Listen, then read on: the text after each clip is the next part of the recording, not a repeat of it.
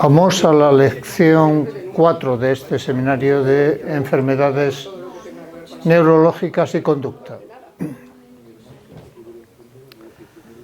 Aquí ya vamos a dejar los casos particulares que hemos visto hasta ahora, los casos que podríamos llamar neuropsicológicos, donde eran personas individuales no muy abundantes a nivel mundial, sino que vamos a ir a casos que, debido a fundamentalmente su relación con la edad, pues entonces va a ser frecuente tener una muestra poblacional muy extensa.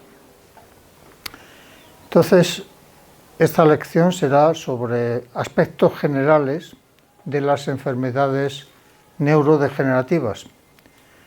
Empezaremos hablando de agregados patológicos de proteínas, que es lo que comienza interrumpiendo el funcionamiento normal de los circuitos nerviosos.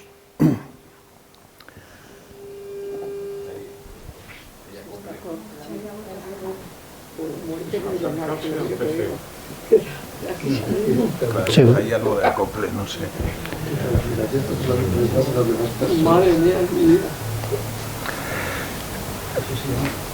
La disfunción en una región de la neurona, que es la sinapsis, anomalías en regiones como son las dendritas y el axón, debido a que proteínas que están interviniendo en dar el esqueleto a esas regiones, junto con el cuerpo celular, presentan anomalías.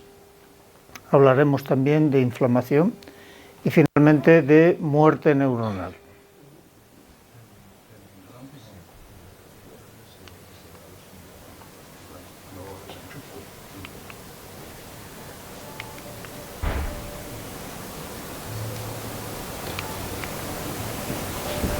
¿Funciona o no funciona? No corre. A ver. No funciona. Bueno, le doy con la... Déjame que te quito esto. Ya está. No es eso lo que produce el acoplamiento, ¿eh? ¿No?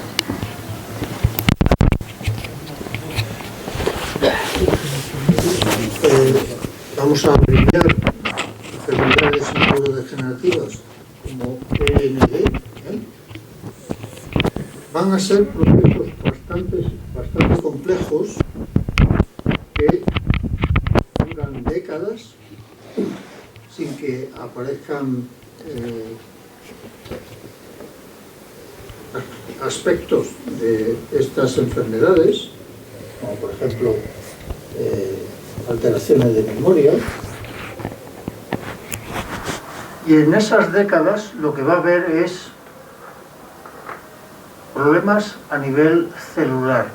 Hay acciones y reacciones que van a ser desencadenados porque en las neuronas se acumulan unas proteínas anormales.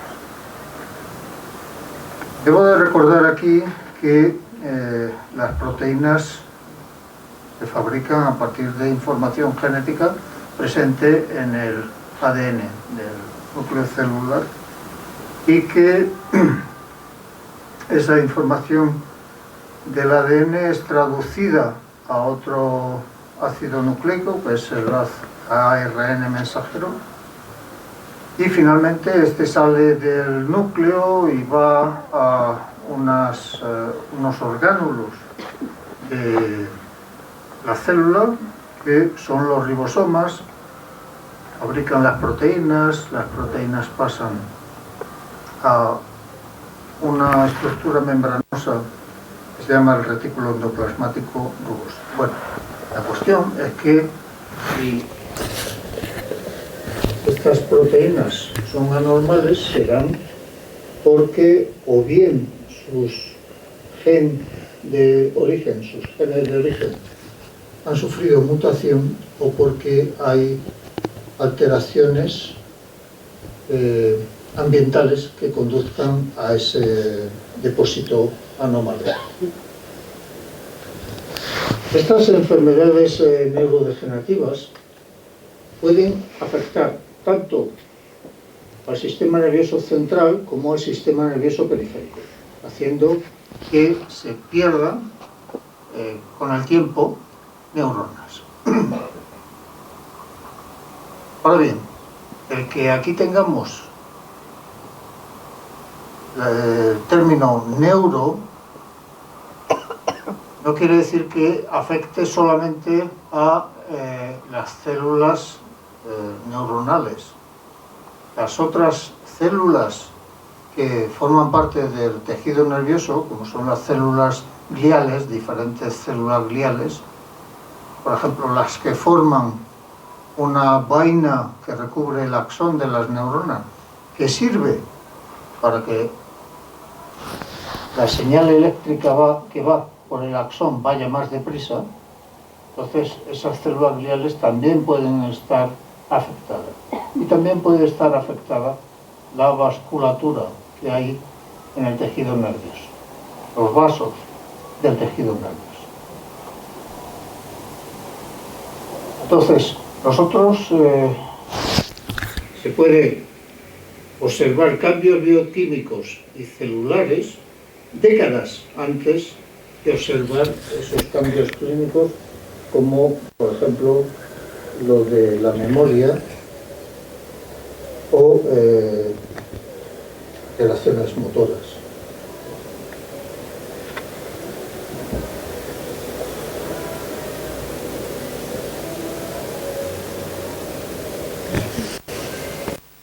Lo vemos aquí reflejado. Con el tiempo tenemos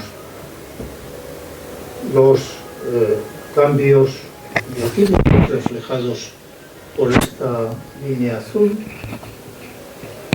los cambios celulares por esta línea verde y los cambios clínicos por esta línea roja.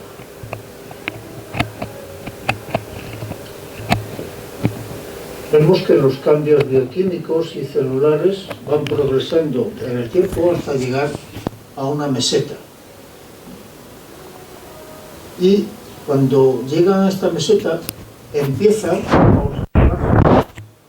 un cambio clínico que es el llamado deterioro cognitivo leve. Todavía es muy tenue.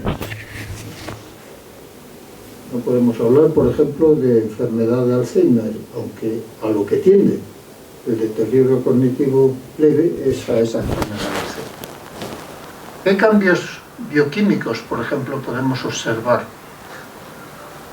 Pues una oligomerización de las proteínas, es decir, las proteínas que están normalmente disueltas en el citoplasma de las células, es como si se reunieran y dejaran de estar en solución, sino que hay depósitos de proteínas.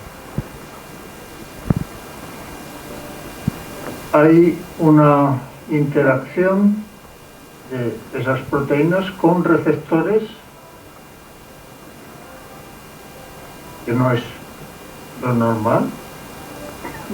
Modificaciones tras ese proceso de traducción, que es el pasar del ARN mensajero a ser una proteína, propiamente dicho. Entonces, en ese proceso hay modificaciones que pueden conducir a esta oligomerización. Puede haber cambio de forma de las proteínas.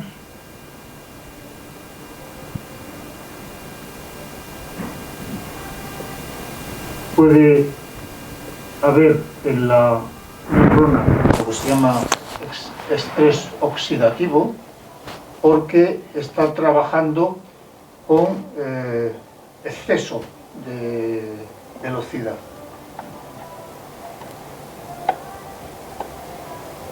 Puede haber localización inadecuada de esas proteínas, por ejemplo, tendrían que estar en el axón y permanecen en el cuerpo celular o en las dendritas, o puede haber también cambios metabólicos dentro de la célula. A nivel celular, recordemos la verde,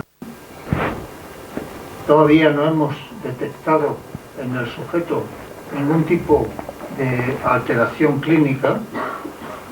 Hay desequilibrios en los circuitos entre la excitación y la inhibición. Hay pérdida de sinapsis en las neuronas, por lo tanto, la comunicación de una neurona hacia otra se va a ir reduciendo y se va a ir perdiendo.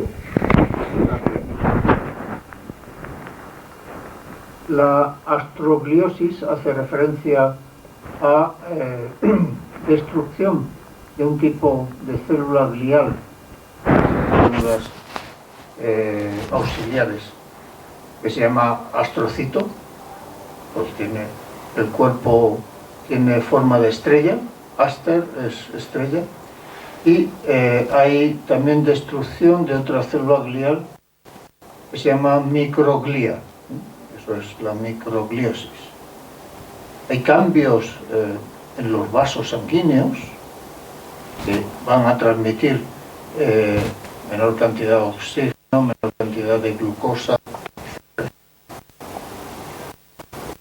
Hay un aumento de la respuesta inmune que puede conducir a destrucción celular. Alteraciones en la mielina, y recordemos esta mielina o vaina de mielina es la que forma una envoltura alrededor del axón para que la señal eléctrica que va desde el comienzo del axón al final sea rápida. Si la vaina de mielina tiende a desaparecer, entonces esa velocidad de conducción disminuye y la comunicación entre distintas zonas del cerebro disminuiría. Finalmente, lo que vamos a tener es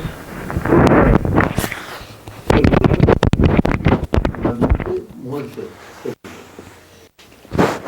Entonces, ya ha ocurrido esto, que no lo observamos, nada más que mediante sistemas, que es la introducción de biomarcadores y resonancia magnética funcional o, sobre todo, tomografía de emisión de posibles. Pues entonces, cuando ya al sujeto le aparecen los aspectos clínicos, va a haber cambios estructurales cerebrales que lo podemos detectar mediante resonancia magnética, tipo estructural, atrofia de distintas partes del sistema nervioso central. Se va a poner de manifiesto que el sujeto disminuye su memoria espacial, puede aparecer ya demencia, desórdenes del movimiento. Todo esto lo podemos observar, pero lo que ha dado origen a todas estas alteraciones está aquí y no lo hemos observado. Y otras alteraciones asociadas a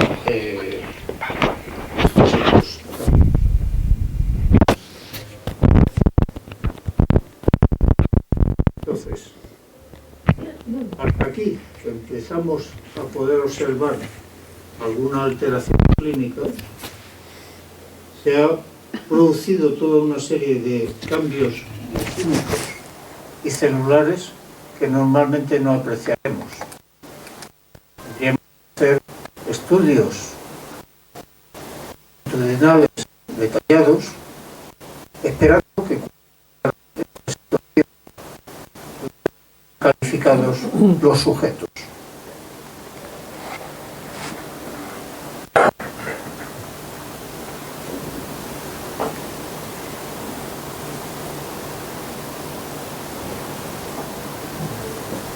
Ahí hemos visto una fase bioquímica. Bueno, si fuéramos más arriba de la fase bioquímica, habría factores genéticos. Los genes van a las proteínas estas que estamos diciendo que se depositan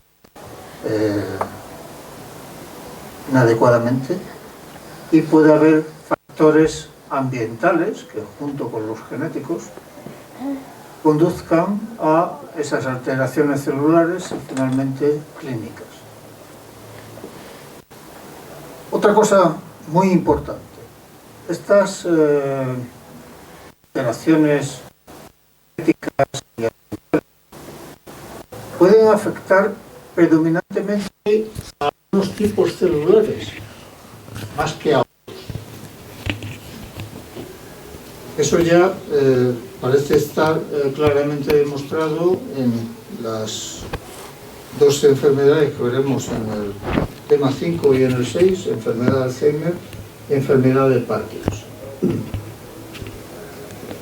Porque esas células tienen genes de riesgo para esas enfermedades y además porque forman parte de un circuito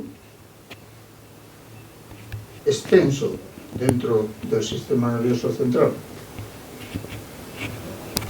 Por ejemplo, en el caso de la enfermedad de Parkinson, que veremos en la lección 6, hay genes que se expresan en un centro del sistema nervioso central que se llama sustancia negra. La sustancia negra está situada en aquella región que llamábamos tronco del encéfalo, por aquí, y es la parte superior de ese tronco del encéfalo. Bueno, pues sus neuronas utilizan un neurotransmisor. Recordar que los neurotransmisores eran para pasar información de una célula presináptica a una postsináptica. Entonces, el neurotransmisor que utilizan estas neuronas de la sustancia negra es el neurotransmisor dopamina, que dice dopaminérgica, que trabajan con dopamina. Y también hay genes para enfermedad de Parkinson en neuronas corticales, en diferentes regiones corticales. Proteína para la enfermedad de Parkinson, la alfa-sinucleína. Entonces, estas proteínas, otra por ejemplo, ahora me estaba acordando esa reunión que hubo de enfermos de ELA en el Parlamento, querían reunirse con diputados. La proteína para la enfermedad de ELA, la esclerosis lateral amiotrópica, se llama TDP, con mayúsculas, TDP43. Entonces, estas serían las que pasan a formar inclusiones proteicas y, como os decía antes, hay algunos tipos celulares, ahora después veremos una imagen, que parece que son están más afectados por diversas características celulares que otros. Estas alteraciones, estos depósitos proteicos, van a causar, por ejemplo, desequilibrio homeostático, es decir, un desequilibrio entre, por ejemplo, la actividad y la inactividad dentro de la célula. La homeostasis sería el funcionamiento equilibrado de la célula. Y ese desequilibrio va a conducir a respuestas protectoras crónicas de las células gliales, esos astrocitos, esas microglía, y esa respuesta conduce a neuroinflamación. Pero ahora el término neuroinflamación lo prefieren llamarlo reactividad glial, porque esa inflamación es debido a reacciones por parte de las células gliales. Todos estos procesos bioquímicos y celulares, como hemos visto en la gráfica anterior, van a producirse durante muchos años antes de que nosotros podamos apreciar los cambios clínicos. Finalmente, eso hace que el equilibrio funcional desaparezca en el cerebro. Otra característica es que se altera la sinapsis. Recordar, era una sinapsis, esto era, por ejemplo, la terminación de un axón, de una neurona, que libera neurotransmisor, y ese neurotransmisor es reconocido por la dendrita de otra neurona. Y de aquí hasta aquí pasa la información. Bueno, pues si para tener un buen funcionamiento, por ejemplo, de la memoria o del comportamiento motor, yo tengo que tener circuitos, neuronas presinápticas y postsinápticas en un número variable. Pongamos que el circuito consta de 10 neuronas y empieza a morir sinapsis, entonces ese circuito irá disminuyendo en su funcionamiento. Y eso es lo que conduce a esto que indica aquí, defecto en la red. La red serían esas 10 neuronas que están como sustrato de la memoria, del comportamiento motor, del comportamiento emocional. Van seguidos la muerte sináptica de los defectos de la red. Puede haber también en el citoplasma, en el cuerpo celular, alteraciones en la homeostasis de las proteínas. El procedimiento, por ejemplo, de destrucción de las proteínas. Las proteínas son fabricadas, ya he dicho antes, en el retículo endoplasmático rugoso por los ribosomas, pero luego, para mantener una cierta concentración, hay una destrucción, y la destrucción se lleva a cabo en determinados orgánulos que están en el cuerpo celular.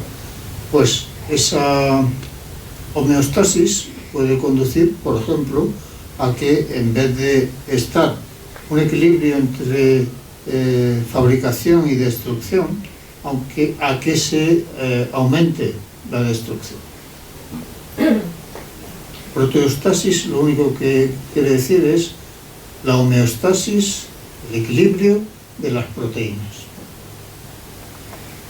Puede haber también anomalías del citoesqueleto. Por ejemplo, supongamos que estas son... Citoesqueleto es un esqueleto de la célula. Citocélula, esqueleto de la célula. Estos serían cadenas de proteínas,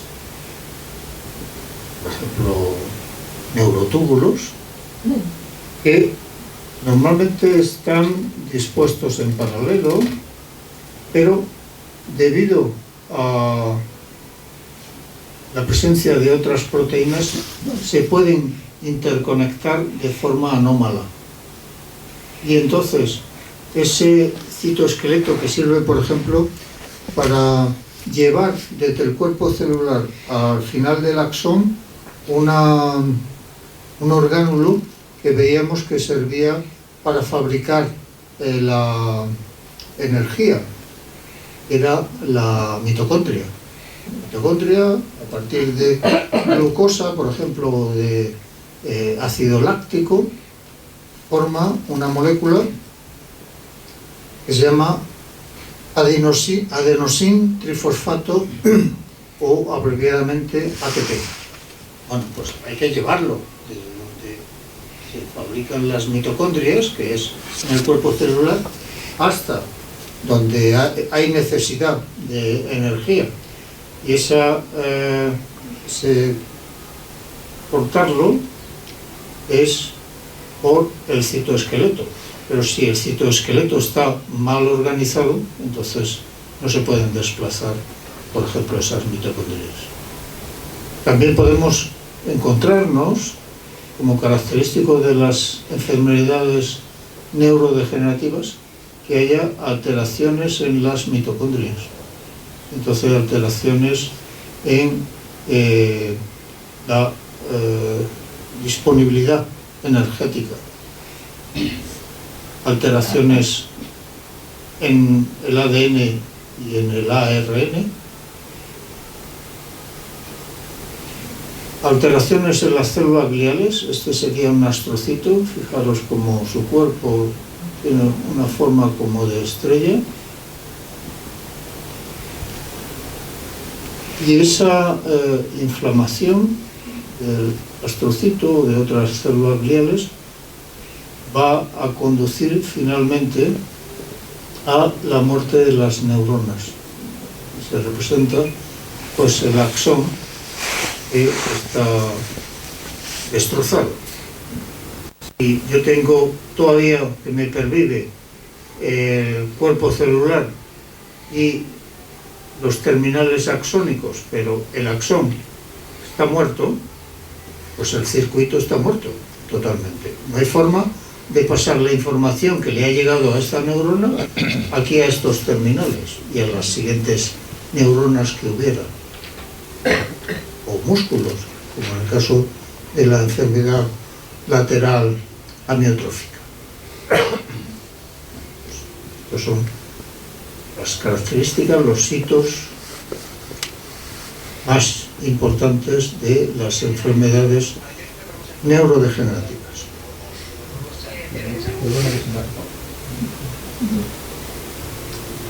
Bueno, ¿dónde tienen lugar esas alteraciones? Esto pues, supongo que entendéis que es una neurona, ¿no? Bueno, el cuerpo neuronal. Esto, dendritas, el axón, ¿esto qué es? Mielina. Hay regiones sin vaina de mielina, de tal manera que aquí, al comienzo del axón, se llama cono o colina axónica, será donde comience la señal eléctrica a desplazarse por el axón. ¿Pero va recorriendo todo el axón? No. Viene de aquí, las zonas descubiertas de mielina, porque la mielina es eléctricamente aislante. Es decir, se dice que es una conducción saltatoria. Eso hace que la velocidad de conducción sea mayor. Estas son las llamadas botones terminales, ¿no?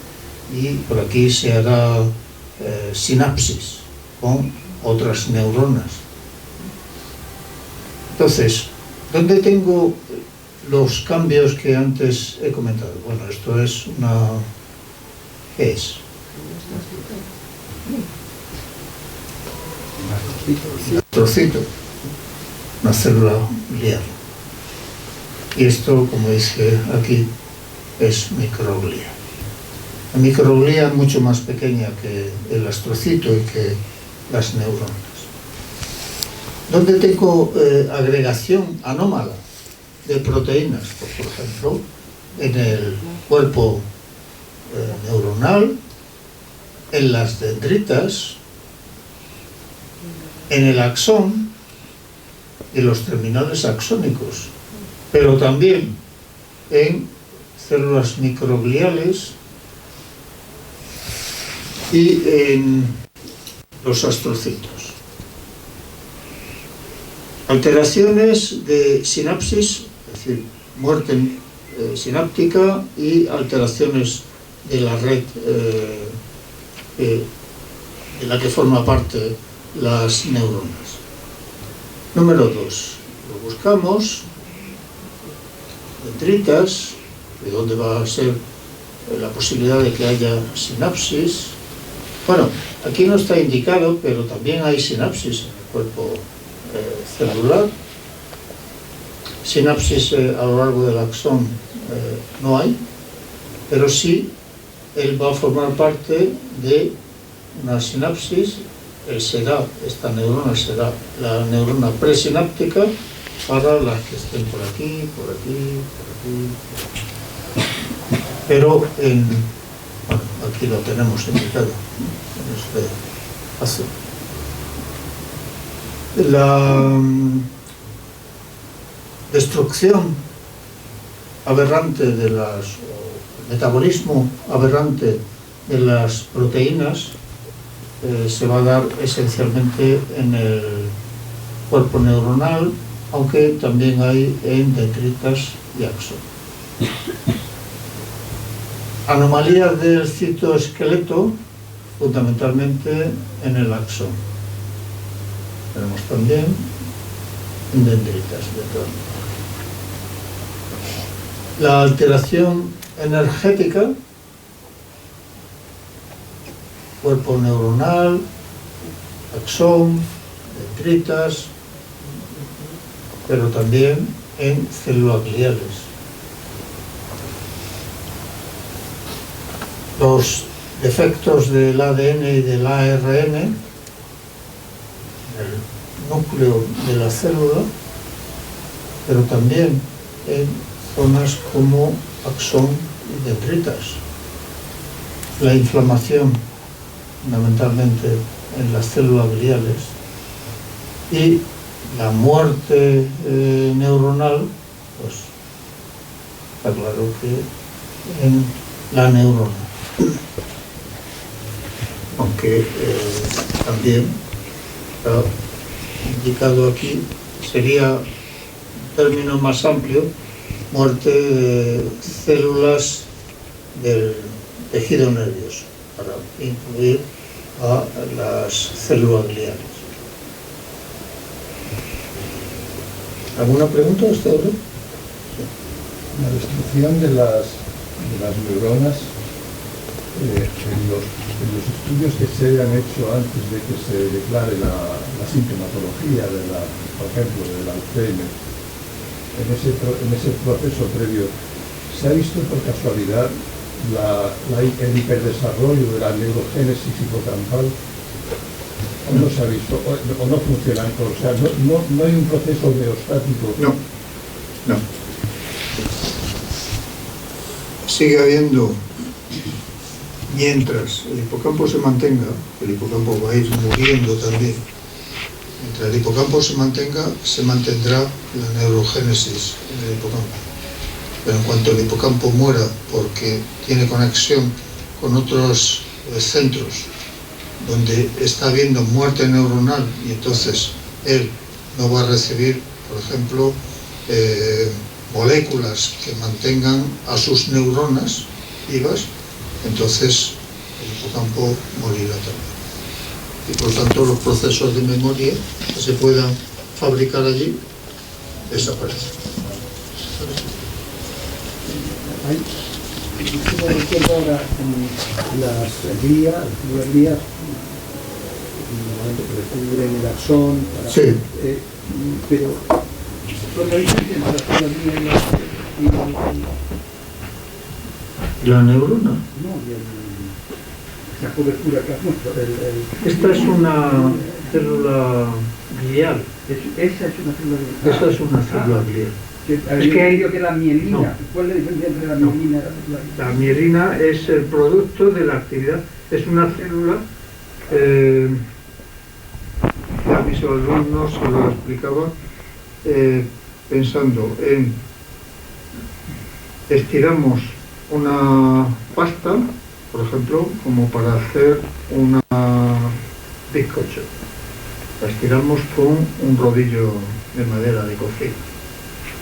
El rodillo es el axón. Ahora, por un extremo de esa pasta que hemos estirado, empezamos a enrollar alrededor del rodillo. Aquí tenemos varias coberturas de esa pasta alrededor del rodillo. Esa cobertura es la mielina, la vaina de mielina. Pero en realidad, esa pasta que hemos estirado es una célula glial. ¿Vale? Después lo que no entiendo es el funcionamiento porque la electricidad se conduce por la zona mediante iones que se van desplazando, pero ¿cómo pueden saltar? Eso no lo entiendo. Porque hay un desplazamiento iónico por el interior, de tal manera que si aquí lo que ha ocurrido es que ha entrado sodio, sí, y ha salido potasio, entonces ese sodio que ha entrado aquí, se va a desplazar por simplemente la fuerza de difusión hacia aquí, y aquí hay ahora más sodio del que había anteriormente. Eso hace que se abran unas proteínas que se llaman proteínas canal, que salga el sodio, introduzca potasio, etcétera, etcétera.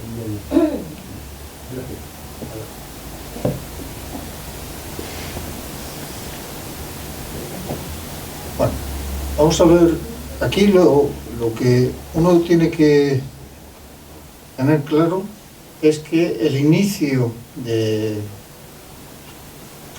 estas enfermedades neurológicas es por esa agregación de proteínas. Agregación que puede ser debido a mutaciones genéticas, y en ese caso hablamos de proteinopatías. Entre ellas, y aquí ya lo he puesto abreviado, enfermedad de Alzheimer y enfermedad de Parkinson. Estas agregaciones, estas proteinopatías, este término sería más general que cual otro que hemos visto, que hablábamos también de patos, de algo anormal que conducía a muerte. Antes hablábamos de otra patía. ¿Cuál era? Las tauopatías, de la proteína tau. Entonces, las tauopatías son un tipo de proteinopatías y estarían dentro de la enfermedad de Alzheimer. Si la proteína, por ejemplo, la tau, que tiene una estructura, imaginar que fuera una especie de estructura plegada. Esa conformación que tiene tras formarse, si cambia, por el cambio de conformación, es eso, que esa estructura tridimensional cambia, entonces una proteína que normalmente estaría funcionando, por ejemplo, para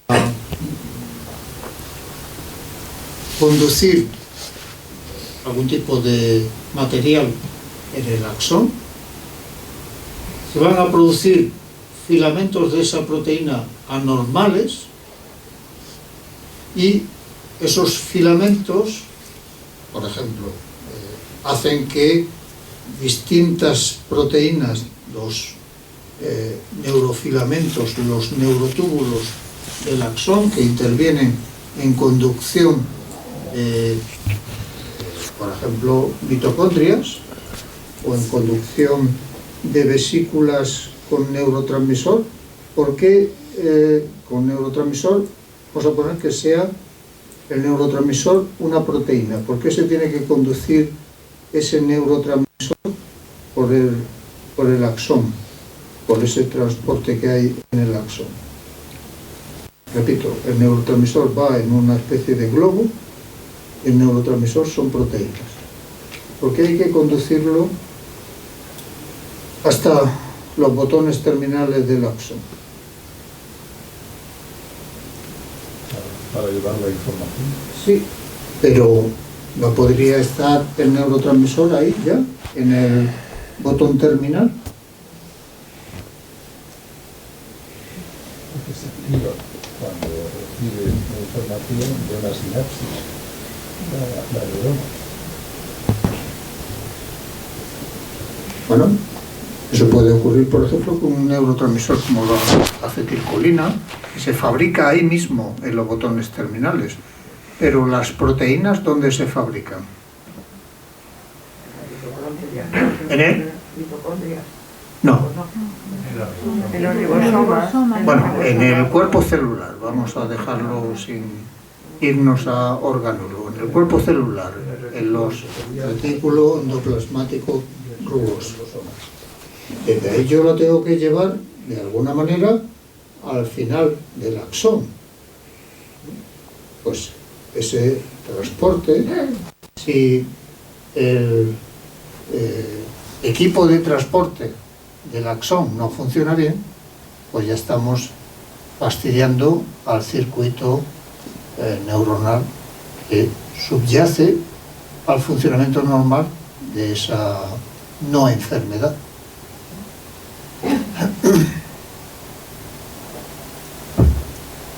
Eso es lo que ocurre porque, por ejemplo, en el axón, la proteína tau, que normalmente está en solución en el axón, ahora va a formar una conformación, una estructura tridimensional extraña que hace que no funcione bien el sistema de transporte. Imaginar el sistema de transporte como vías que van desde el cuerpo celular hasta el final del axón. Entonces, ese sistema de transporte es alterado por la disposición anómala de esta proteína tau. O puede ocurrir también, ya lo veremos, en la enfermedad de Parkinson, mediante otro sistema, ahora no en el interior de la neurona, sino en el exterior, se van a formar unas placas de una proteína que se llama, bueno, está mal, el acento sobre, beta amiloide.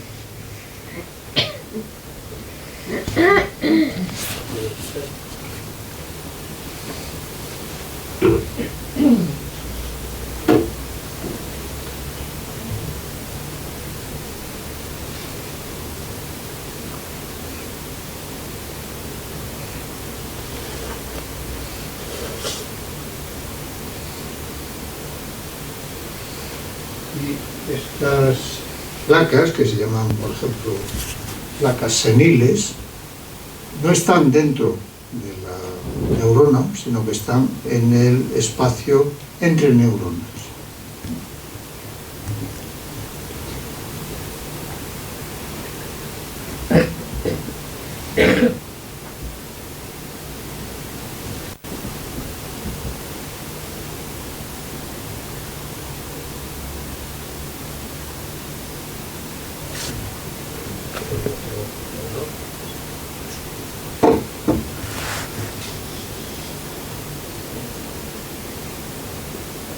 En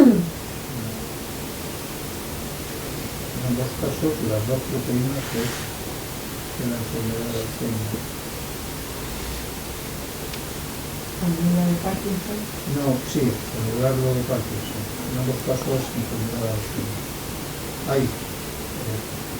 En el caso de la enfermedad de Alzheimer hay alteraciones debidas a la proteína tau, ya veremos que se llaman ovillos neurofibrilares dentro del cuerpo celular o fuera de la neurona, esas placas seniles o placas amiloideas debidas a la proteína beta amiloide.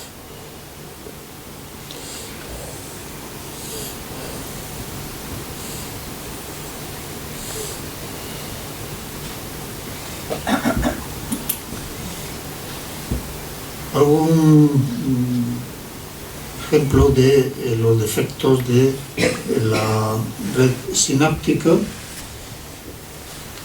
es decir, por muerte de sinapsis, y eso conduce también a alteraciones del circuito nervioso en el que intervienen esas neuronas.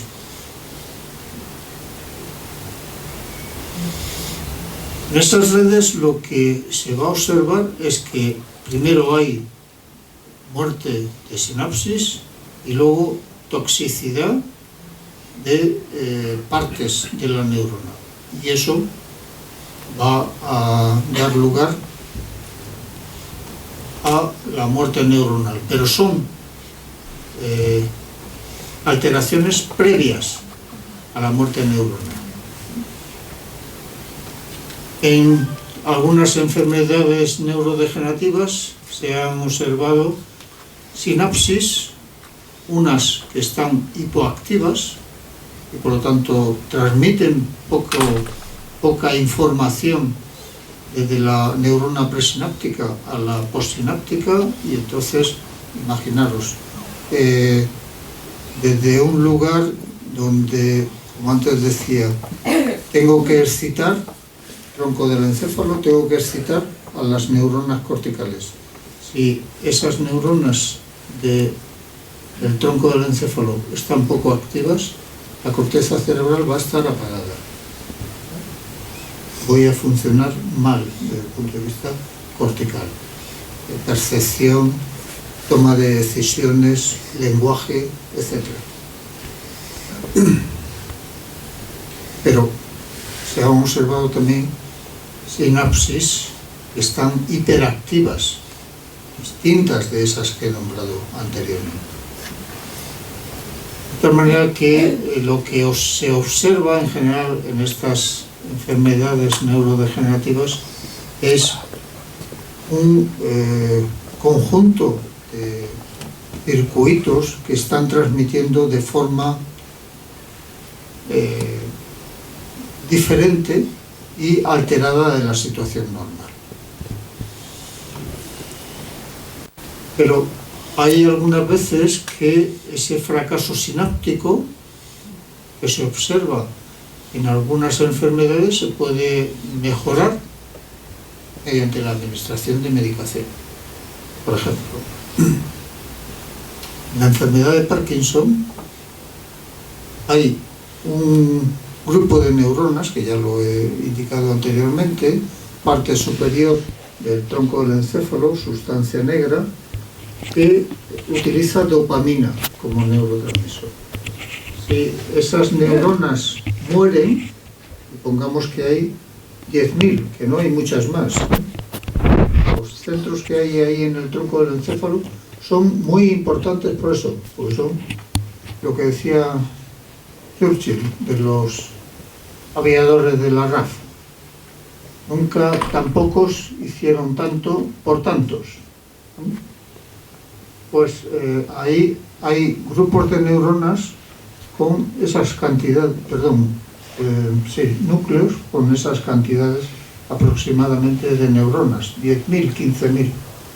Entonces, si esas 10.000 mueren en la mitad, entonces las postsinápticas que tienen que recibir esa información, por ejemplo, información para el movimiento, no están activas y empiezan las alteraciones motoras de la enfermedad de Parkinson. ¿Qué se hace?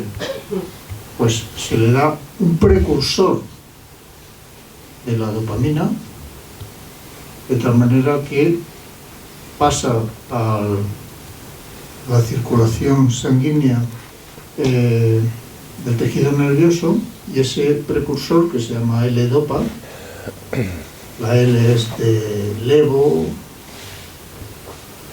pues este precursor lo toman las neuronas de esa sustancia negra, las que quedan, y pueden incrementar su fabricación de dopamina y liberar a los centros motores, de tal manera que esas alteraciones motoras, por ejemplo el movimiento en reposo, pues disminuyen. O en la enfermedad de Alzheimer, dado que está en funcionamiento un neurotransmisor que se llama acetilcolina, y ese neurotransmisor es destruido por este enzima, esto es una proteína, pues para que no sea destruido tanto y pueda quedarnos algo para poder funcionar, se dan inhibidores de esta proteína, y entonces puede quedar un poco más de acetilcolina y que sigan funcionando los circuitos de, en este caso, la enfermedad de Alzheimer. Por favor, ¿el temblor esencial se considera una enfermedad de este estilo? No, en la enfermedad de Parkinson hay un temblor, pero no es temblor esencial. Tres asociaciones de proteínas. Una proteína que se llama tubulina, que constituye un grupo de estructuras que se llaman microtúbulos. Varias proteínas, y por eso no he indicado aquí cuáles eran, que constituyen los neurofilamentos, son el componente de mayor tamaño del citoesqueleto. Y luego la actina, esta proteína se encuentra también en las células musculares con la miosina, que forma parte de los microfilamentos. Entonces, si yo el citoesqueleto lo utilizo, por ejemplo, los neurofilamentos, para esa transmisión de las vesículas sinápticas o la transmisión de las mitocondrias, evidentemente su anomalía, por ejemplo, porque se haya asociado los neurofilamentos con tau en el axón, pues la capacidad de transmitir adecuadamente esas moléculas u orgánulos, las moléculas serían, por ejemplo, esos neurotransmisores proteicos que van ahí en las vesículas, orgánulos como la mitocondria, pues va a disminuir su transmisión. Y se ha demostrado que en la enfermedad de Alzheimer y en la enfermedad de Parkinson estarían implicados defectos de ese transporte axónico y defectos en cómo se organiza el citoesqueleto, cómo se organizan estos conjuntos de proteínas.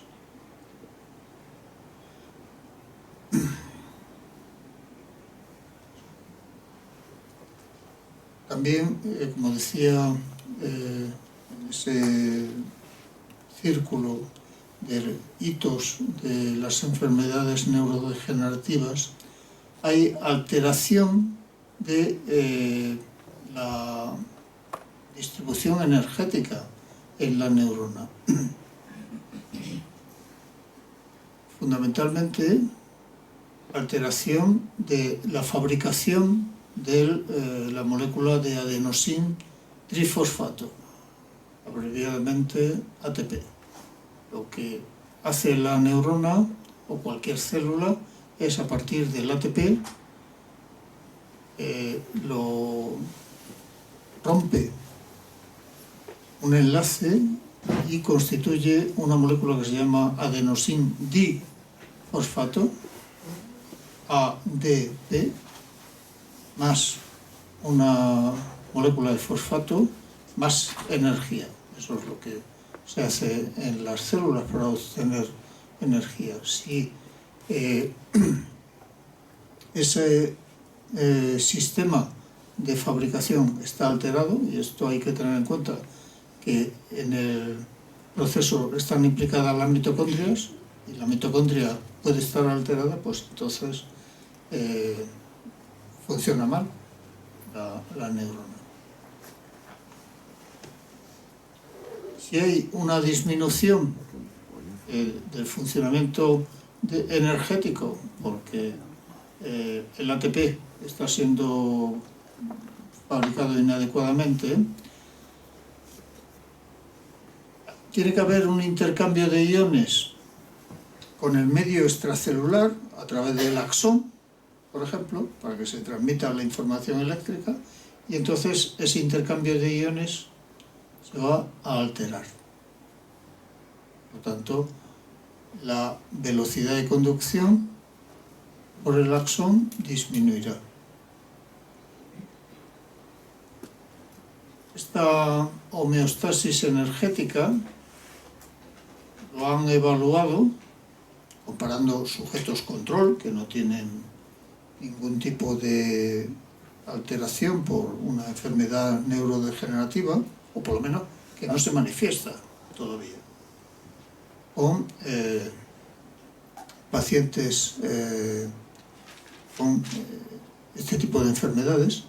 Lo que hacen es que se le introduce un marcador que es a la glucosa se le añade un átomo de flúor que está marcado radioactivamente.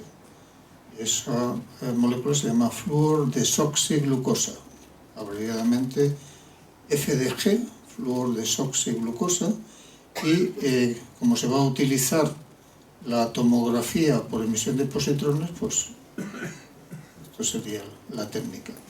Y lo que se observa es que en el sujeto con enfermedad neurodegenerativa hay menos consumo de glucosa en determinadas regiones, imaginemos.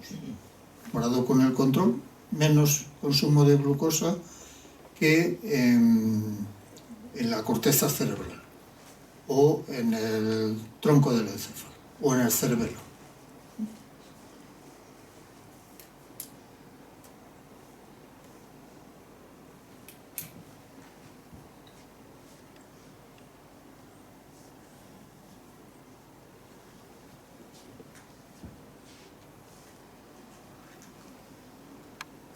Por último, no he seguido toda la serie de hitos que conducen a esta enfermedad neurodegenerativa. Tendríamos la muerte celular neuronal.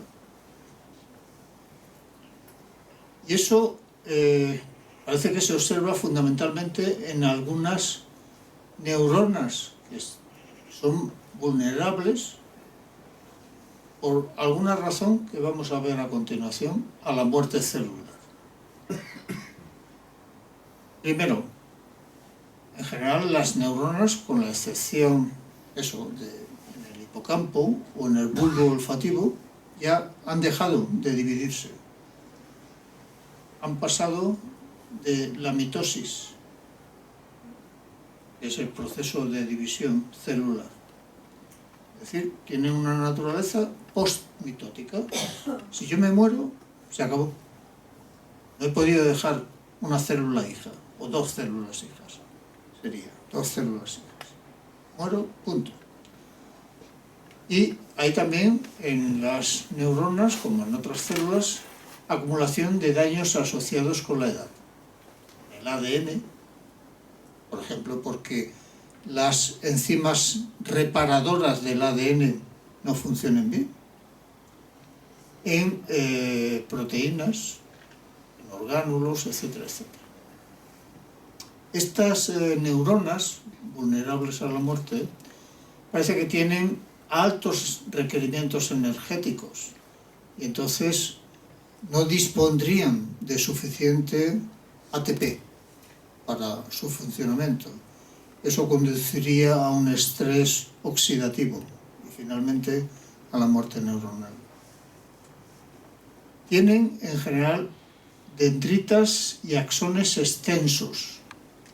Por ejemplo, esto se ha observado en neuronas relacionadas con la enfermedad de Parkinson. Y ahora vamos a ver un ejemplo en la siguiente diapositiva. Y esas neuronas dependen de las células gliales para el mantenimiento, el suministro energético y defensa más que otras neuronas. A ver, primero situarnos cómo es. Esto sería. Es un cerebro de rata. A la derecha estaría la parte anterior, la parte posterior, arriba la parte superior, abajo la parte inferior. Lo siento, pero no he encontrado y me parece que no hay en la literatura todavía algo relacionado con el cerebro humano. Esta sería la parte de la corteza cerebral, cerebelo. Y desde aquí aproximadamente tendríamos el tronco del encéfalo hasta aquí.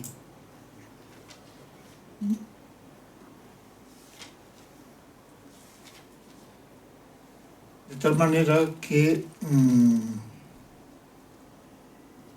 aquí tengo el cuerpo de una neurona. Esa neurona está en una parte del tronco del encéfalo que era el puente. Bueno, dendritas de esta neurona y ahora un axón llega hasta aquí y aquí se bifurca una rama que viene hacia adelante hasta una parte muy anterior, por debajo de la zona cortical, que se llama el tálamo, pero bastante anterior, y también a otra zona muy importante para agresión, comportamiento sexual, comportamiento alimenticio, bebida, es el hipotálamo. Y la otra zona va hacia atrás, hasta una región que es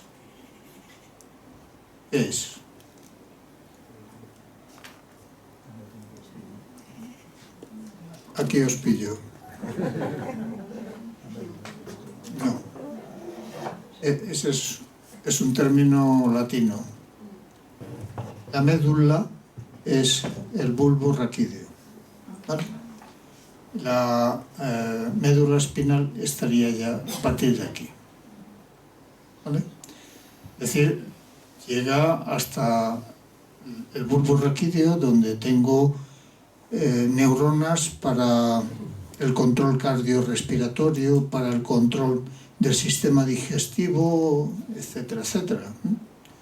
Grupos neuronales muy importantes. Pero la cuestión es que esta neurona, que tiene un axón que luego se bifurca, ese tipo de neuronas se llaman monoaxónicas, son más bien características de los invertebrados, por ejemplo, en los insectos, pero tiene dos ramas que se extienden grandemente a lo largo de todo la zona, con la exclusión de la corteza cerebral. Entonces, claro, esta neurona que tiene que conectar con tantas neuronas, que tiene que transportar por el axón tanto material, por ejemplo, neurotransmisor, que tiene que transportar mitocondrias, es muy propensa, esta y otras parecidas que están aquí en el tronco del encéfalo, son muy propensas a la muerte neuronal. Pero además ocurre que están en números, en cantidades pequeñas. Son esos grupos neuronales que os decía que están del orden de 10.000, 15.000. Si mueren, aunque sea un cuarto de ellas, evidentemente el funcionamiento del resto del sistema nervioso va a decaer enormemente.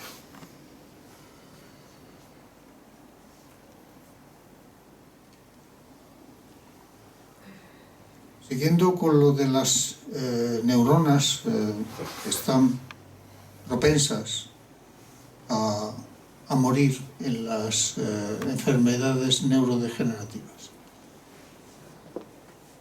se ha observado que neuronas que están protegidas contra la patología, la que sea, por ejemplo, enfermedad de Alzheimer, son neuronas que pueden tener un axón muy largo, como esta. Pero, ¿qué le pasa a ese axón? Está mielinizado, está muy mielinizado. Hay una especie de zonitas más claras. O pueden ser neuronas de axón corto, aunque no esté muy mielinizado, o mielinizado en absoluto. Y también ocurre con células gliales. Neuronas que están predispuestas a la patología, pues aquí a la derecha. Son neuronas sin la vaina de mielina y en este caso tienen una patología, un depósito de proteína que se llama el cuerpo de Lewy. No Lewy, es Lewy, porque este Lewy era de origen alemán y luego se trasladó a Estados Unidos. Entonces, hay depósito de proteínas ahí, o, por ejemplo, en el axón.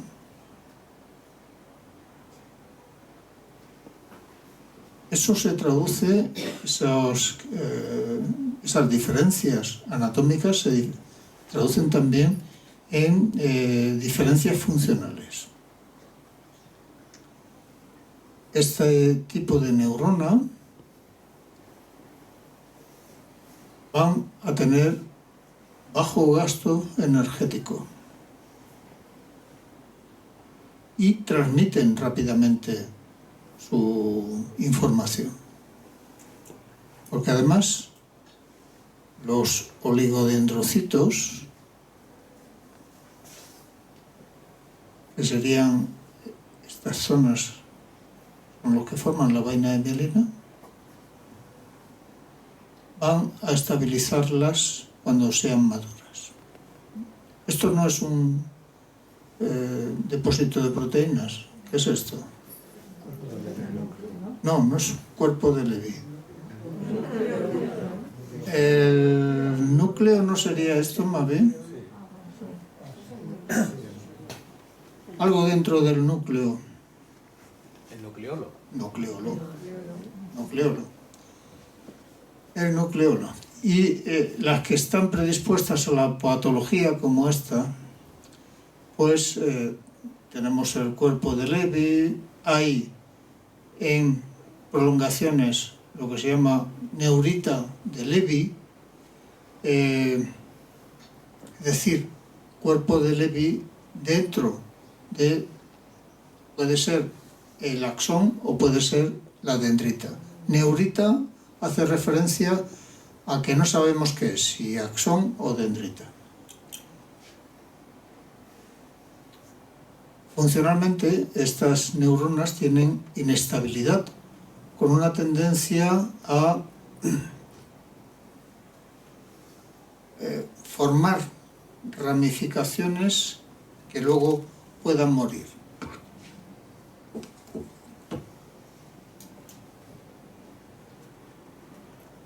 ¿Los cuerpos de Levy tienen que ver con las proteínas tau o las amiloideas? No, tienen que ver con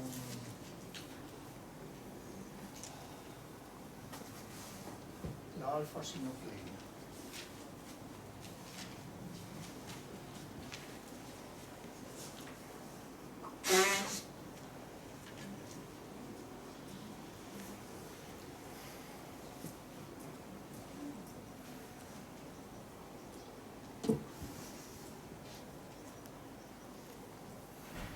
Bueno, pues las características de estas neuronas, que parece que mueren más fácilmente, serían tener axones que se ramifican grandemente, como esa que hemos visto anteriormente, que estaba en el puente. Tener un gran número de sinapsis. Esta tiene un gran número de sinapsis. Hace sinapsis aquí, aquí, aquí, todas estas, en el hipotálamo, en el tálamo, luego hacia el bulbo raquídeo, etc.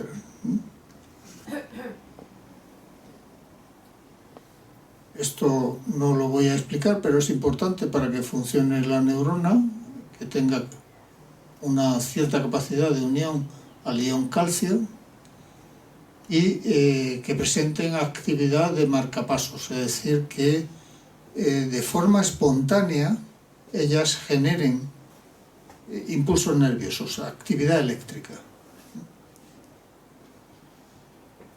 Entonces, esa espontaneidad no es buena para mantenerse vivas. Evidentemente, cuando se hace el estudio post-mortem de estos cerebros, esas neuronas no se aprecian, están muertas, han desaparecido. Entonces, ¿cómo sabemos que ahí tenía que haber neuronas?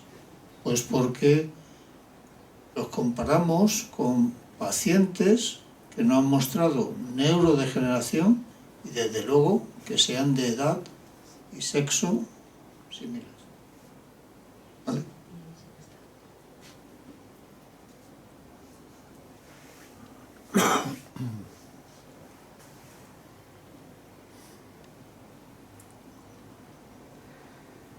¿Dónde aparecen predominantemente las alteraciones neuronales? Pues parece ser que asociadas a determinados circuitos. Por ejemplo, en la enfermedad de Alzheimer hay acumulaciones de la proteína tau en neuronas excitatorias. Esto sería la parte más anterior, el prosencéfalo basal es la parte más anterior y la base del cerebro, en una región que vimos, me parece, en el primer tema, la corteza entorrinal y el hipocampo. Esto seguro que lo vimos en alguna imagen. La corteza entorrinal está muy próxima al hipocampo.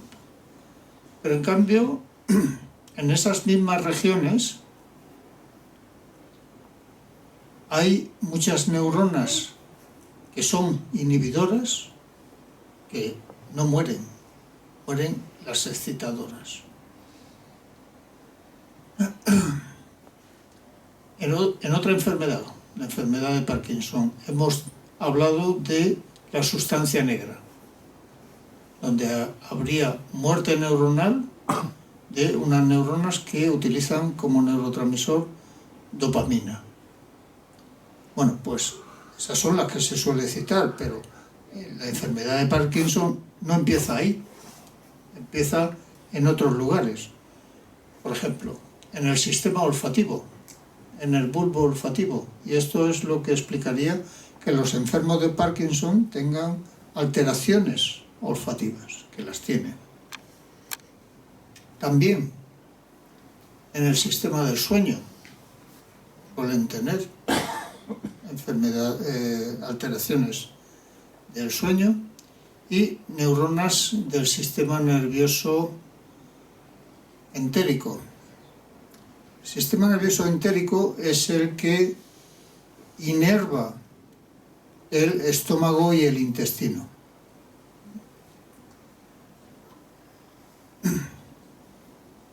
De tal manera que se ha propuesto, hay una teoría de que la enfermedad de Parkinson podría comenzar con algún patógeno en estómago e intestino, la mucosa, pasara al nervio vago, es un nervio craneal que inerva corazón, pulmones, sistema digestivo, etcétera, etcétera.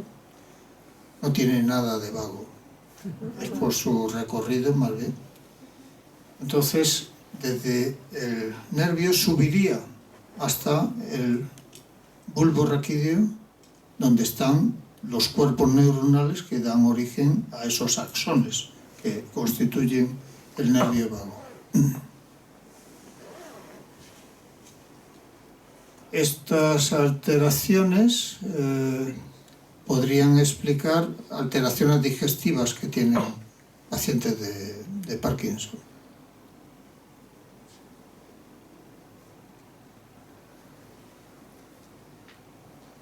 En diversas enfermedades neurodegenerativas se ha encontrado que hay una secuencia de regiones cerebrales que estarían implicadas en la enfermedad y eso ha conducido a los patólogos a la definición de etapas sucesivas y de fases en la enfermedad.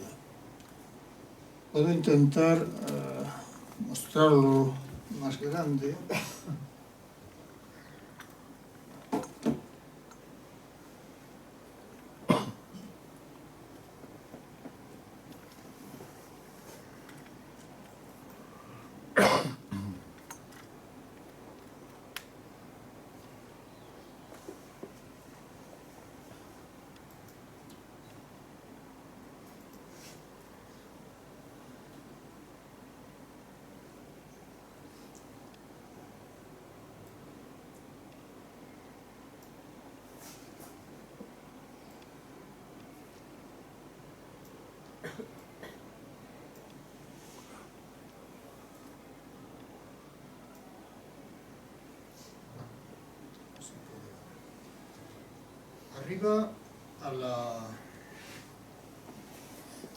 Arriba a la izquierda tenemos la enfermedad de Alzheimer, a la derecha Alzheimer, pero para cómo evoluciona teniendo en cuenta la proteína tau, Alzheimer teniendo en cuenta cómo evoluciona la proteína beta amiloide, la enfermedad de Parkinson con la proteína alfa-sinucleína y, aunque no la voy a explicar, me refiero en lecciones sucesivas, la esclerosis lateral amiotrófica con la proteína TDP43. Decía que distintas enfermedades siguen distintas secuencias de afectación de centros, de núcleos. Por ejemplo, la enfermedad de Alzheimer, si nos fijamos en lo que se llaman los ovillos neurofibrilares de tau. Tau forma unos ovillos dentro de la neurona. Bueno, pues se inician, esto, a ver, recordarme lo que sabéis de la lección 1.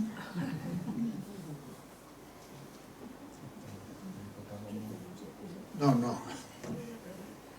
¿Cómo estoy viendo al cerebro aquí? ¿Estoy viendo lateralmente aquí? Y la parte izquierda es la frontal. Sí, pero no, lo estoy viendo seguro lateralmente. No, medialmente. Vale, medialmente. He cortado.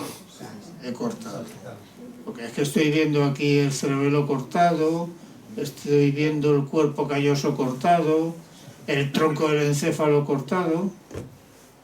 El cerebelo sin cortar es así, ¿no? Entonces, ¿cómo lo estoy viendo aquí? Lateral. ¿Y qué hemisferio es este? ¿Y este? Todos derechos. Me refiero a las vistas, no a vosotros. Bueno, pues aquí la proteína tau se va a encontrar inicialmente depositada aquí en una zona del tronco del encéfalo, o de pequeño número de neuronas, que si mueren tenemos un problema. LC, ¿qué es? El locus ceruleus. Lo siento, es latín. Se acabó. Como la médula. Si no, pues le llamáis lugar azulado. Locus ceruleus. Y desde aquí va a continuación verse afectadas neuronas aquí, en la corteza entorrinal, aquella que decíamos. Y por aquí está el hipocampo. Desde aquí también se va a expandir, ya veremos cómo, la proteína tau hacia la corteza cerebral, por ejemplo, hacia la corteza visual y corteza del sistema límbico, corteza frontal. Esto que pone aquí es neocórtex, es decir, la corteza cerebral que tiene 6 capas, las neuronas en 6 capas. Entonces, visto lateralmente, lo que observamos es que desde esta parte ventral, aquí, la proteína tau, su anomalía de situación en las neuronas, se va a extender hacia la corteza cerebral, y las últimas que van a ser afectadas va a ser la corteza motora, también corteza, por ejemplo, relacionada con el lenguaje. ¿Qué pasa con la beta amiloide? Recordemos, tau tenía sus depósitos dentro de las neuronas, eran esos ovillos neurofibrilares. Se había calentado en exceso.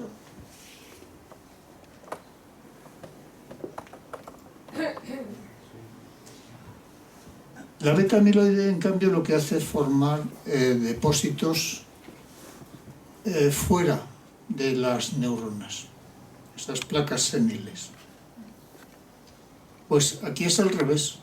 Se forman inicialmente en la corteza cerebral y se van expandiendo hacia otras regiones como el tálamo, hacia el hipocampo, hacia el cerebelo y hacia núcleos del tronco del encéfalo, que serían los últimos. aquí lo que vemos es eso, que inicialmente está afectada fundamentalmente la corteza cerebral. En cambio, en la enfermedad de Parkinson, con la alfa-sinucleína, inicialmente la afectación está en el tronco del encéfalo, en el bulbo raquídeo. Aquí hay un conjunto de neuronas, que son esas que su axón llega hasta el sistema digestivo, son las neuronas motoras del nervio vago. La X es porque el nervio vago es el 10º par craneal. Y la M es motor, y la D es dorsal, pero eso no es necesario. Y a partir de ahí, sigamos la flecha, va hacia arriba, se va extendiendo los depósitos de alfa-sinucleína hacia arriba. Recorren todo el tronco del encéfalo, llegan a zona del hipocampo, corteza entorrinal, lóbulo temporal, lóbulo frontal. Esto sería el sistema límbico y también a la parte posterior. Y las últimas en ser afectadas, cortezas sensoriales y cortezas motoras. Y en el caso de la esclerosis lateral amiotrófica, esta proteína, la TDP43, empieza en las cortezas motoras y desde ahí se va expandiendo hacia otras regiones corticales. Pero no se va a quedar ahí, va a afectar al tálamo posteriormente y va a afectar al tronco del encéfalo, incluso a la médula espinal. Este SC9 es médula espinal. S es spinal C cord. Esto es una parte de esa. Aquí lo veis como desde la corteza motora, que es esta, se expande hacia cortezas. Esto es una corteza sensorial, la del tacto, presión, etc. Y hacia cortezas más anteriores, la de la planificación del movimiento, etcétera, etcétera.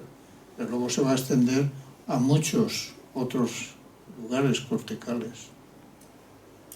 Es decir, no solamente con esta, con todas, lo que vamos a ver es que van a ir apareciendo sucesivamente alteraciones en la conducta en función de qué región del sistema nervioso central esté alterada.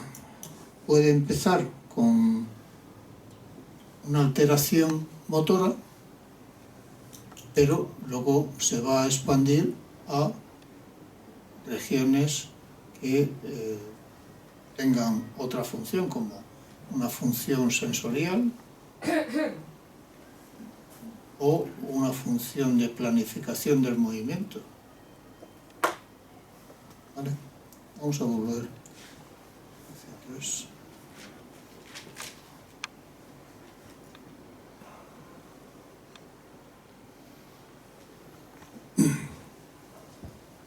Entonces, esas serían secuencias que difieren entre enfermedades. Fijaros, la misma enfermedad de Alzheimer es diferente la secuencia de evolución de tau que para la beta amiloide.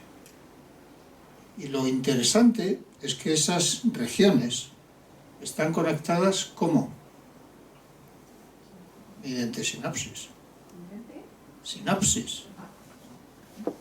Lo de transinápticamente quiere decir que hay sinapsis intercaladas entre ellas.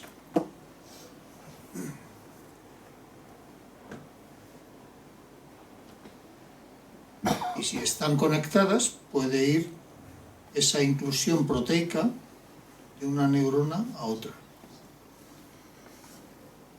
Y en eso es en lo que están trabajando ahora los investigadores de estas enfermedades.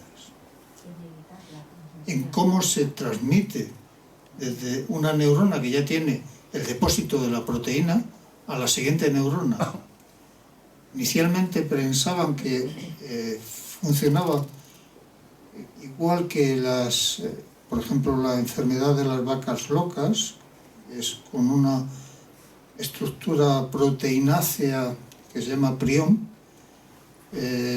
pero parece que no es necesario que sea de esa forma, que hay otros mecanismos, de tal manera que se pueden liberar lo que llaman semillas proteicas, y esas semillas proteicas o bien se unen a receptores de la siguiente neurona o, por así decir, las engolfar, las rodean la membrana de la siguiente neurona y se introduce al interior. Entonces, eso es una semilla para formar inclusiones con las proteínas normales de esa segunda neurona y así sucesivamente. Sí, es un poco diabólico. Bueno, aquí tenemos algo similar, pero no les llaman, los patólogos no les llaman de la misma forma a las distintas fases en función de que sea la beta-amiloide, tau o la alfa-sinucleína. Por ejemplo, la beta-amiloide en la fase 1 estaría afectada fundamentalmente la parte ventral del lóbulo frontal y también parte ventral del lóbulo temporal. En las fases 2-3 se ha extendido a cubrir prácticamente toda la corteza cerebral y también hacia el tálamo. Cuanto más claro es, menos afectación de las neuronas de esa región.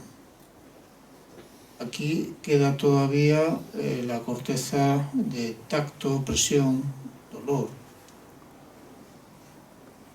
No está afectado, por ejemplo, aquí el cerebelo. Pero en la fase 4-5, la afectación de esta región cortical es más intensa. Ya está afectado el cerebelo y está afectado el tronco del encéfalo también. Y más intenso la afectación del tálamo y del hipotálamo. En tau, la denominación no es fases, es etapas. Entonces, en las etapas 1-2 está donde comienza el locus ceruleus y la corteza entorrinal y transentorrinal. Esto está por la parte media, esto es la parte media del hemisferio derecho, ¿no? Pues están por la parte media del lóbulo temporal. Luego, ahora vamos viendo que hay más verde en el locus ceruleus, en esas cortezas entorrinal y transentorrinal, y se va a empezar a extender hacia el lóbulo frontal y el lóbulo temporal. También un poquito hacia estas regiones. Esto es lóbulo occipital y esto es sistema límbico.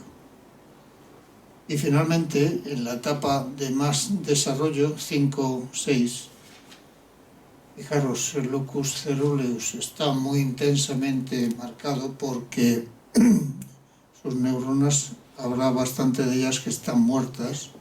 Hay afectación de otros centros en el tronco del encéfalo, muy afectados también la corteza temporal media, el lóbulo frontal y ya extendiéndose hacia la parte posterior, aunque todavía queda poco afectada, por ejemplo, la corteza visual primaria, puedo ver bien, y las cortezas sensoriales aquí también están poco afectadas.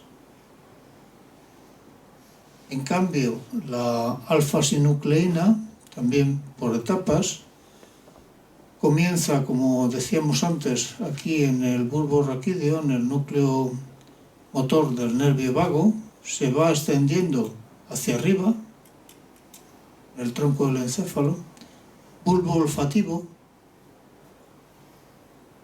La etapa 3-4 más hacia arriba, hipotálamo, un poco el tálamo, bulbo olfativo más intenso, y en la última etapa el núcleo motor del vago está muy afectado, todo el tronco del encéfalo, corteza cerebral en distinto grado, pero fijaros cómo permanece la corteza visual relativamente inafectada y también el cerebelo, cosa que no pasaba aquí, la enfermedad de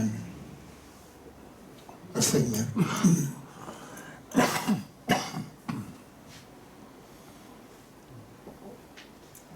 Algunos ejemplos de cómo están, más que esto que ya lo hemos visto si queréis, de cómo están las células afectadas.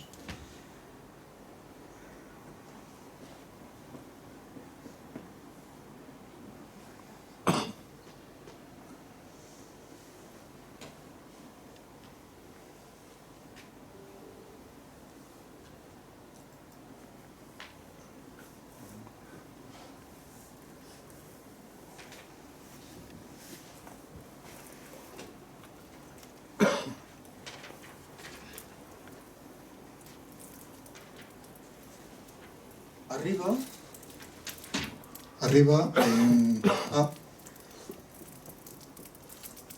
son las placas seniles del depósito de beta amiloide.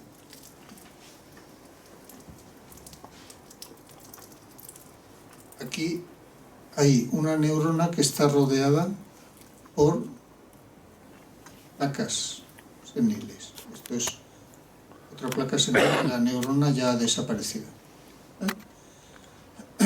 Bueno, repito, esto lo hemos ido viendo ya y la flecha lo que indica es que empieza afectando a la corteza cerebral y luego se desplaza hacia regiones más ventrales como el tronco del encéfalo, como el cerebelo.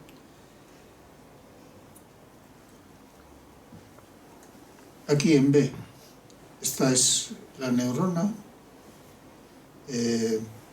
nucleolo, y esto es un ovillo neurofibrilar. Está ocupando toda una región de la neurona. Luego se irá extendiendo para destruir también el núcleo, nucleolo y el resto del cuerpo celular. Y tau, recordar, empezaba en el locus ceruleus, la corteza entorrinal, y luego se iba expandiendo hacia el resto de la corteza.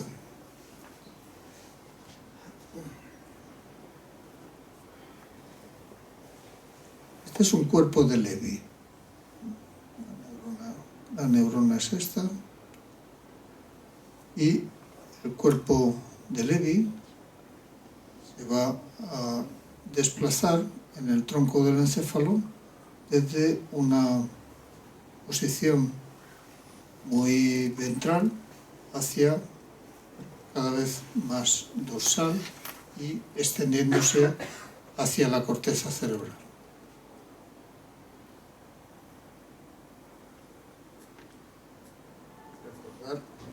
Recordar que el cuerpo de Levy está asociado a la enfermedad de Parkinson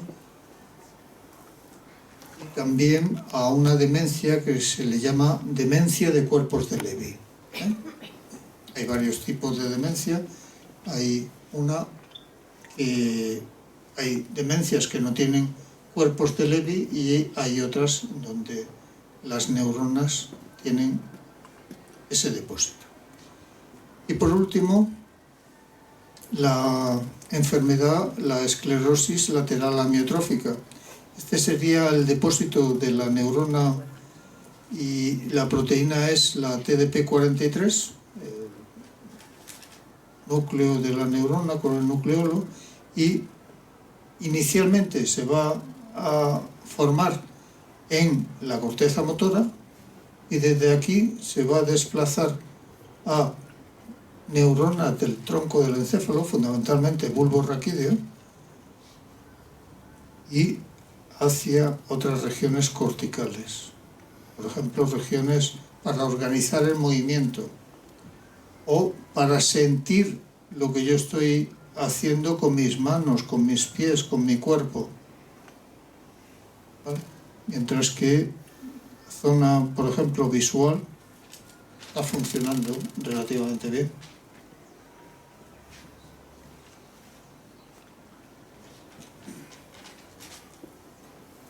Bueno, lo que decía antes, ¿cómo empiezan esas alteraciones y cómo se transmiten de una célula a otra?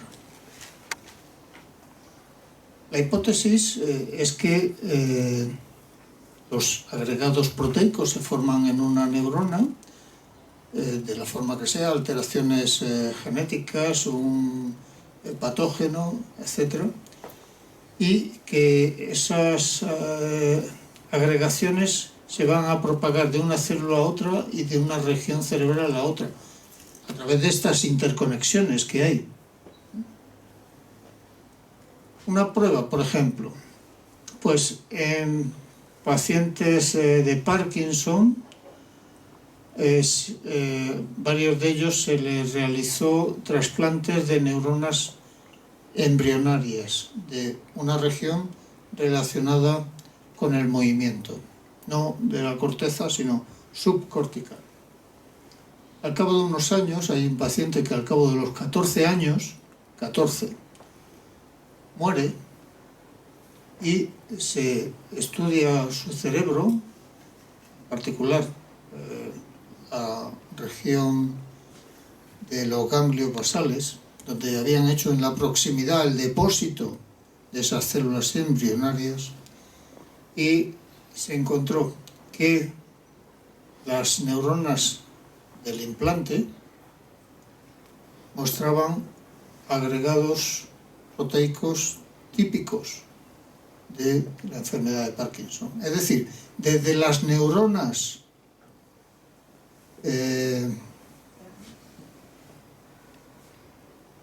del hospedador había pasado depósitos de neuronas a la neurona, al implante, a la neurona que se había colocado.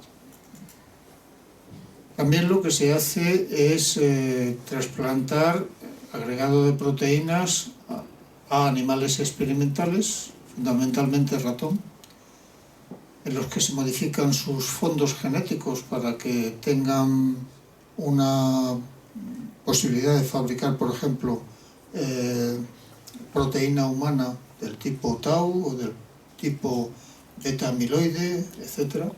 Y también estudios in vitro, en placas de laboratorio. Entonces se ve que efectivamente pasan de una neurona a otra esas estructuras.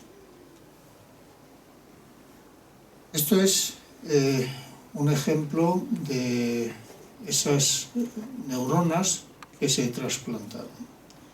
Esto es en la sustancia negra de un paciente que tenía bastantes neuronas afectadas. Entonces,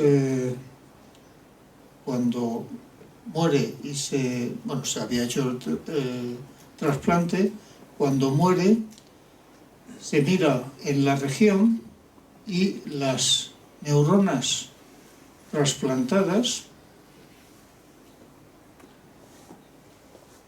tenían los mismos depósitos proteicos que las del hospedador. Entonces, evidentemente, estas neuronas no habían ido con la alteración proteica. La única explicación era que fuera desde las neuronas del hospedador a las implantadas.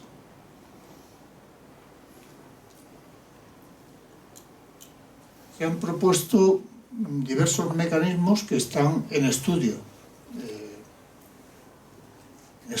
Evidentemente, animales experimentales. Teniendo en cuenta una sinapsis, como es esta, donde yo tengo una neurona presináptica, que sería esa neurona donante, una postsináptica, la receptora. Entonces, lo que se propone que ocurre es que las proteínas tau o la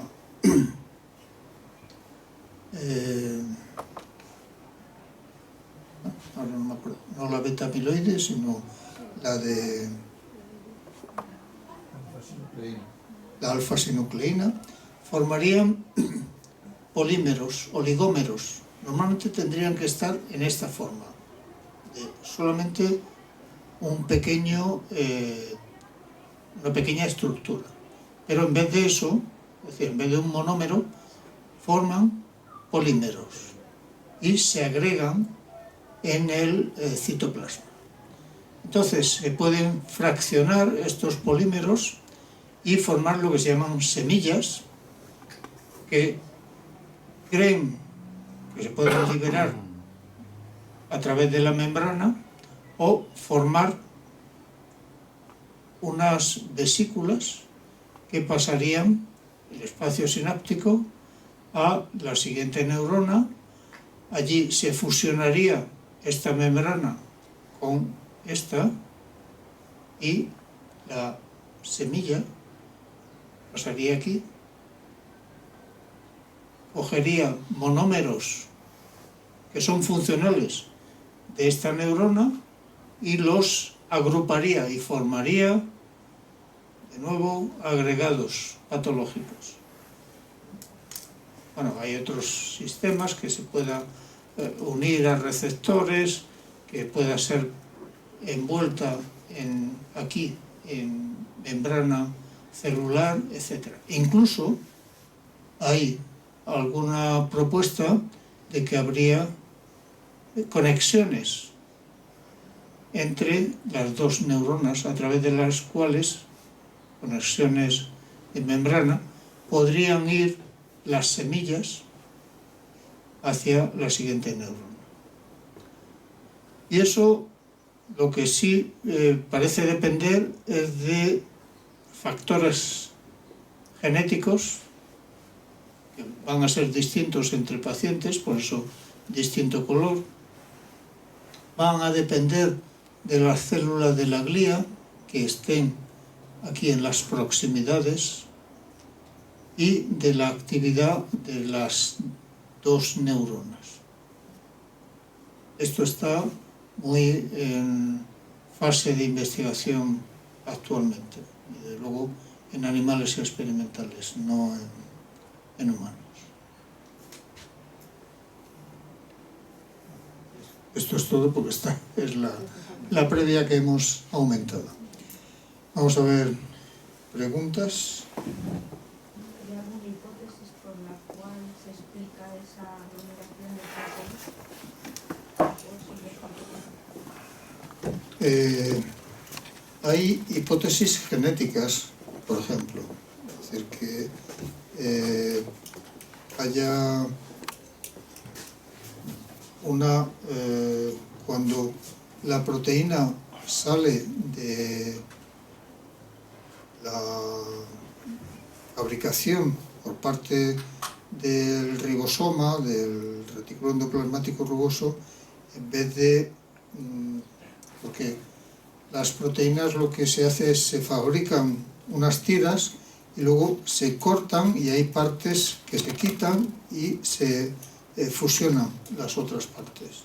Entonces, en ese proceso puede haber una alteración que conduzca a esa estructura patológica tridimensional.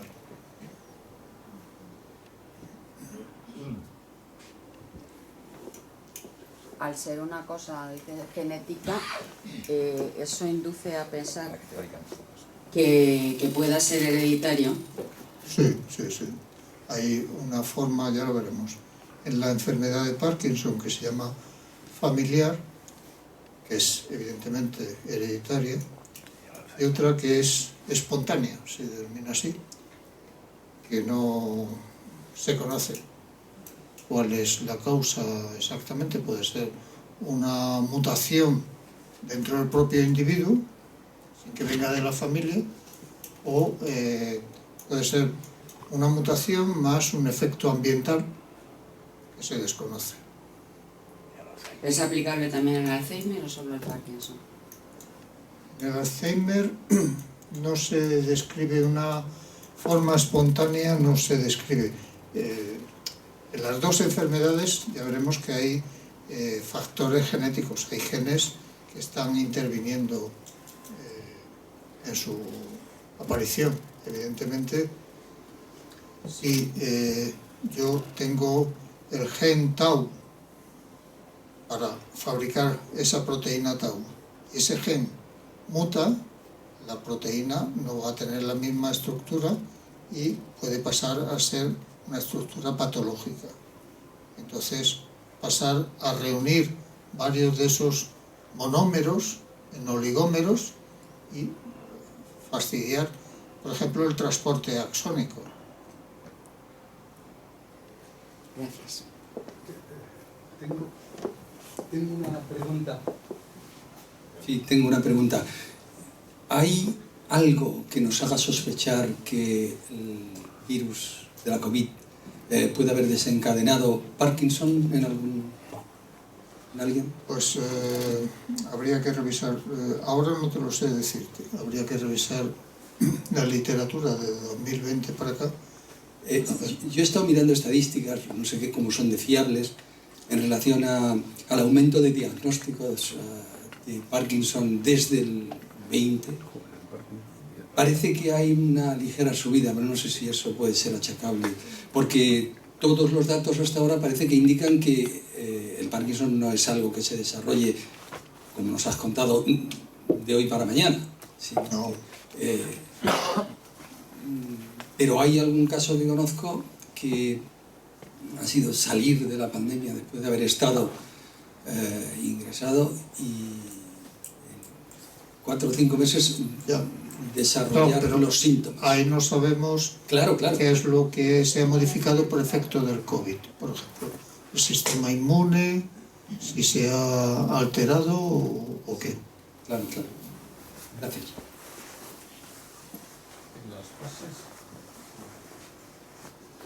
En las fases 5 o 6, o sea, hasta la sexta, que hay tanto en el Alzheimer como en el Parkinson, ¿es posible que en alguna de las etapas se pueda estancar y no evolucione hacia las siguientes? ¿O siempre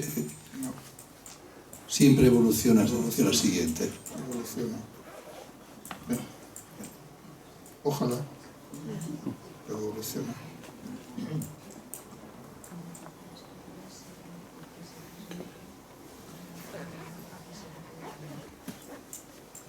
¿Y en el ELA? Pues te voy a decir la verdad. Como no iba a hablar del ELA, solamente os he traído la proteína, cómo se desplaza, etcétera, etcétera, pero no sé.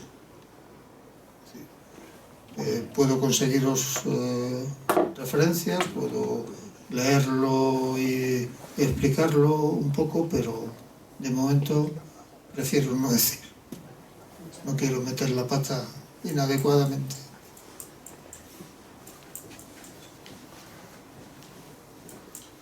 quería hacer una pregunta muy sencilla. ¿Hay alguna estadística que abarque los grupos humanos de la Tierra? Digamos, con el fin de averiguar si hay alguna tendencia hacia enfermedades neurodegenerativas dependientes, por ejemplo, del tipo de vida, del tipo... ¿Hay diferencia realmente entre...? Yo creo que la Organización Mundial de la Salud tiene al respecto. No tengo... si te interesa lo puedo buscar, pero me parece que tiene estadísticas sobre esto. Las poblaciones africanas, poblaciones amerindias, las poblaciones europeas. Claro, con la salvedad de que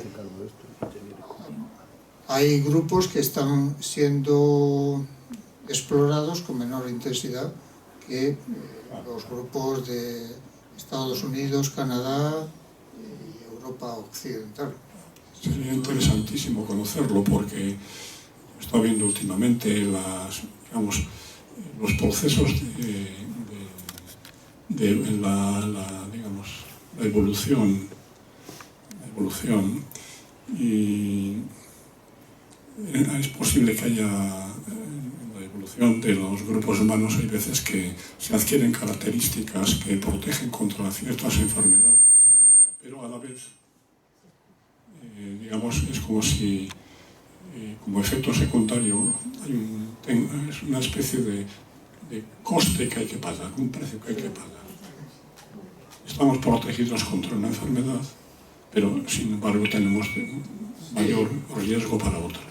Es el caso de, ahora no me acordaré si es que, de algunas poblaciones africanas que tienen una deformación de los glóbulos rojos, lo cual le facilita no sufrir una enfermedad transmitida por un mosquito.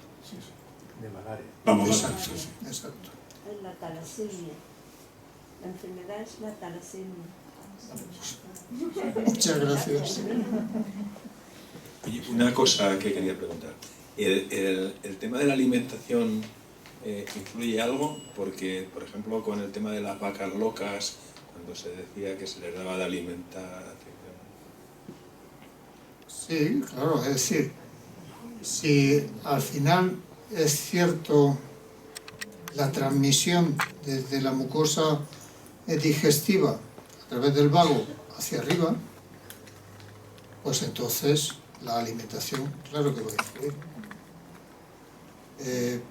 Esa es una hipótesis que está todavía, es decir, lo que está claro es que se inicia en el núcleo motor del vago, bulbo olfativo, pero ya hay algunas pruebas por parte de este equipo alemán que lidera Heiko Brack y Kelly del Tredici, que indican en la mucosa a distintos niveles, incluido la garganta, afectación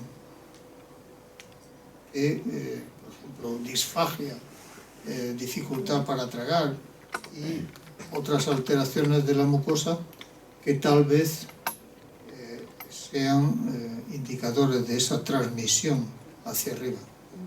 Eso todavía está muy hipotético.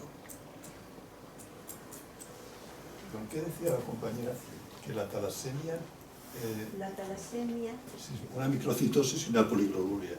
Pero la talasemia es una enfermedad que hay una deformación de los hematíes. Sí, son más chiquititos y ahí se compensan habiendo más. Eso protege frente a la malaria y por eso en las poblaciones africanas hay mucha gente que tiene esa talasemia.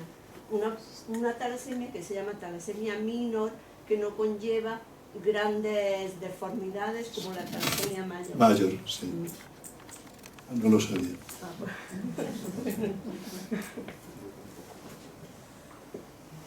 Bueno, pues lo dejamos aquí.